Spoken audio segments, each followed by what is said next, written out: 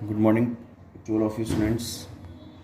बेटा, हमारा जो +1 कॉमर्स का अकाउंटेंसी का जो चैप्टर चल रहा है 16th डेप्रीसिएशन चल रहा है। आपको अच्छे समझ में भी आ रहा होगा। अभी जो मैं इलस्ट्रेशन लेके चल रहा हूँ बेटा,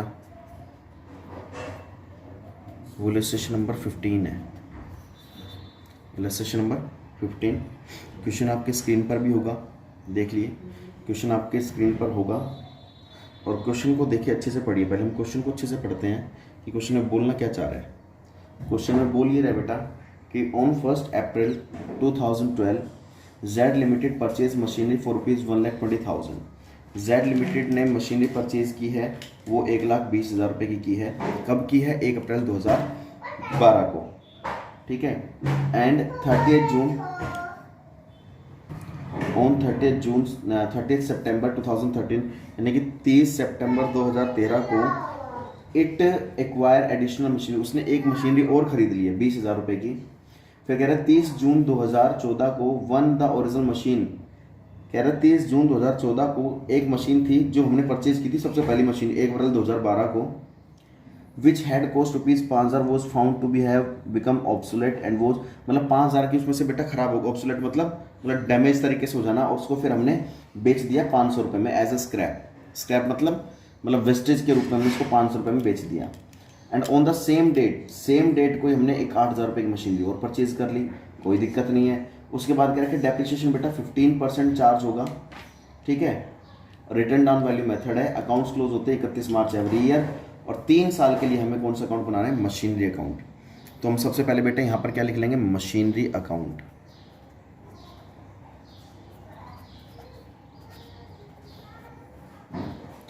क्वेश्चन आपको स्क्रीन पर दिखाई दे रहा होगा बेटा।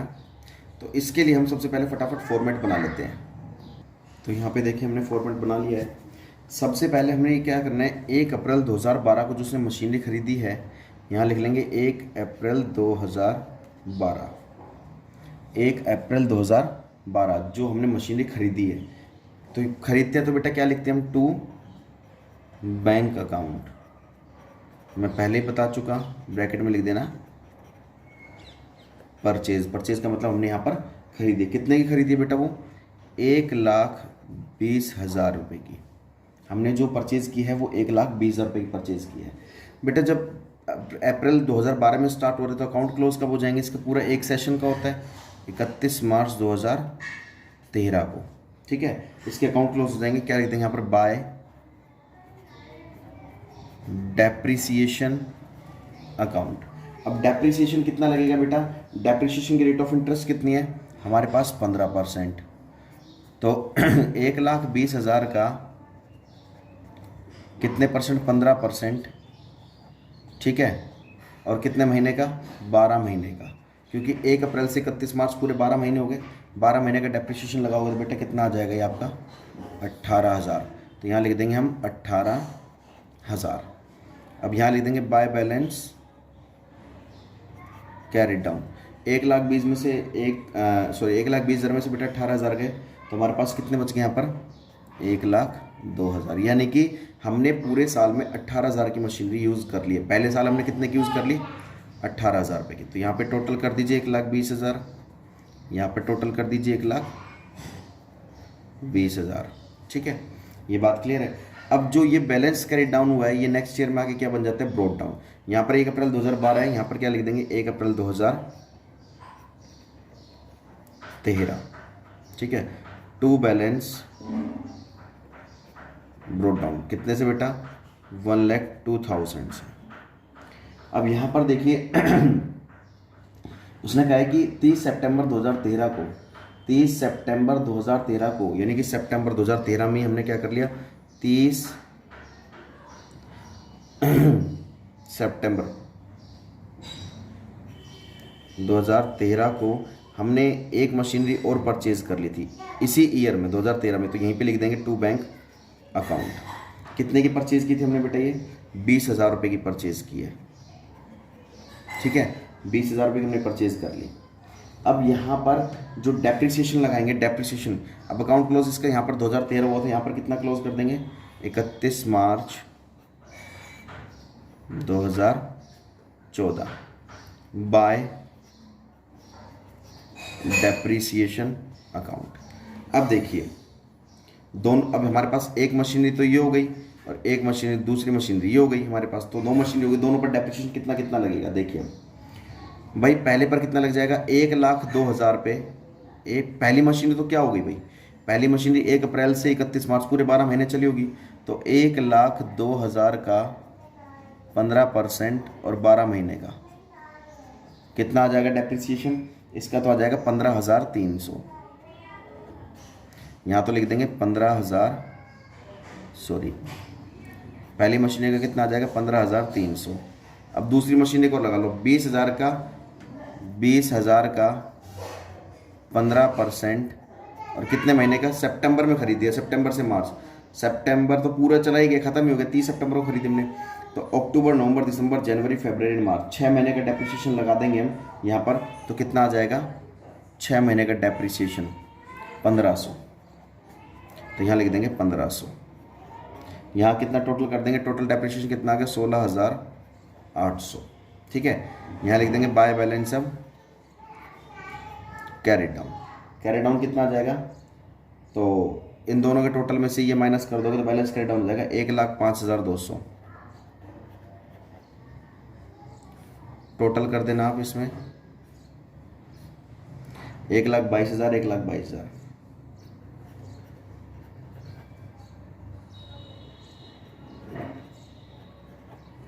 ये बात समझ में आ गई, 1,22,000 1,22,000। अब ये यहाँ पर 2013 है, यहाँ पर ओपनिंग ईयर क्या हो जाएगा 1 अप्रैल 2014। जो बैलेंस कैरी डाउन हुआ था 1,05,200 का, उसको यहाँ करके ब्रोट डाउन कर देंगे, टू बैलेंस ब्रोट डाउन।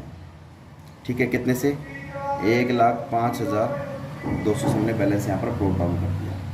ठीक है, उसके बाद वो कह रहे हैं हमने 30 जून 2014 को ही, तो 2014 में लिख देंगे 30 जून 2014 को हमने एक मशीनरी और परचेज की है, तो यहाँ पर लिख देंगे टू बैंक अकाउंट।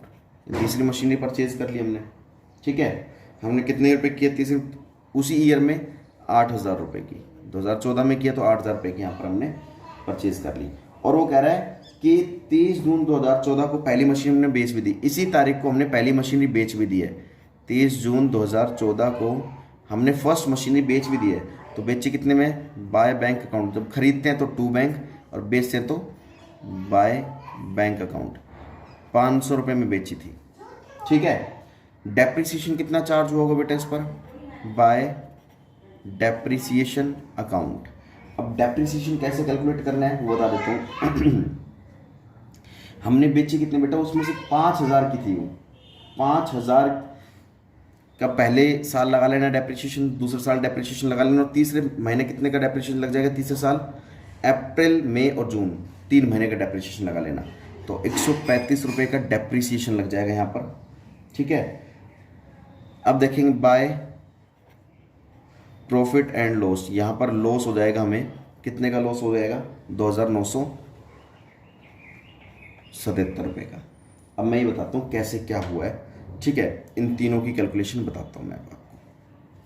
सबसे पहले उसने कहा बाय बैंक, हमने बेची कितने में, 500 रुपये में, तो बुक में दे ही रखा है आपको, वो कह रखा है 5,000 रुपये वाली चीज़, 5,000 की कोई मशीनरी थी, वो हमने कितने में बेच दी, 500 में बेच दी। तो 5,000, मान लीजिए अगर हमारे पास यहाँ पर 1,20,000 की जगह 5,000 होता, अगर यहाँ पर 1,20,000 की जगह 5,000 होता तो डेप्रिसिएशन लगा लेते आप, 5,000 का 5 इसकी जगह 5,000 रख दो बस, 1,20,000 की तरह, 1,20,000 की जगह 5,000 रख दो, तो 5,000 का 15% 12 महीने के पहले साल डेप्रिसिएशन आ जाएगा, दूसरे साल डेप्रिसिएशन आ जाएगा, तीसरे साल, इस तरीके से कर लोगे ना, तो आपके डेप्रिसिएशन ऐसे तीसरे साल का डेप्रिसिएशन आ जाएगा आपका ये वाला। ठीक है, 135, अगर 1,20,000 की जगह 5,000 रख दो। फिर प्रॉफिट लॉस मैंने आपको निकालना सिखाई रखा है। सेकेंडली आ जाएगा भाई, पहली मशीनें तो खत्म हो गई, सेकंड थर्ड पर आ जाओ, बाय सेकंड थर्ड पर डेप्रिसिएशन लगाना है।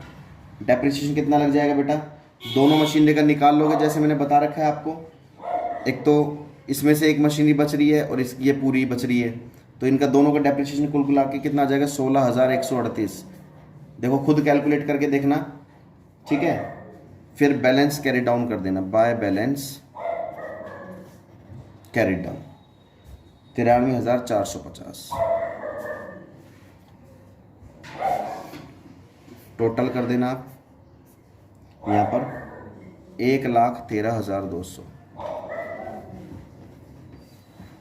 लास्ट की कैलकुलेशन मैंने तुम्हारे ऊपर छोड़ रखे, क्यों बेटा इतने क्वेश्चन करा चुका, अब तुम खुद करके देखना लास्ट की कैलकुलेशन। अगर नहीं समझ में आता तो मुझे व्हाट्सएप पे बोल देना, मैं आपको कैलकुलेशन बता दूंगा। हालांकि कराना चाहो तो मैं इसकी कैलकुलेशन करा भी दूं, लेकिन मैंने इतने सारे क्वेश्चन करा दिए तो ये कैलकुलेशन आपको खुद को करनी है, समझनी है। तो जिसको स्क्रीनशॉट लेना है इसको स्क्रीनशॉट ले लीजिए इसका। बेटा ये चैप्टर था, आपको अच्छे समझ में आ गया होगा, क्वेश्चन था। नेक्स्ट वीडियो में हम नेक्स्ट क्वेश्चन करेंगे, इसकी कैलकुलेशन आपको खुद करनी है। ठीक है, मैं हिंट दे चुका आपको किस तरीके से करनी है। तब तक के लिए जय हिंद।